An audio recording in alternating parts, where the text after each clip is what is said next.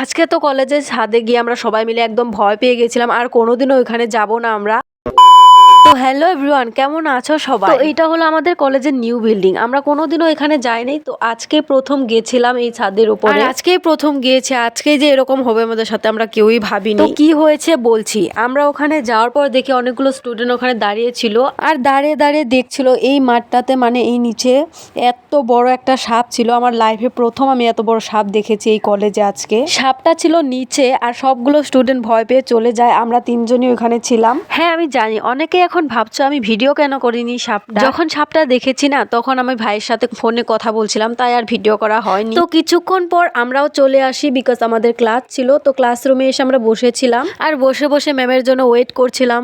Guys, এই গরমে class করতে একদম ভালো লাগে না, বাট কি করব গাইস, ক্লাস না করলে নাকি এক্সাম দিতে দেবে না। এটা কোনো কথা বলো তো? আগে শুনতাম ডিগ্রি পড়া নাকি অনেক জ্বালার, বাট এখন বুঝতে পারছি গাইস, শুধু জ্বালা না, মহা জ্বালা।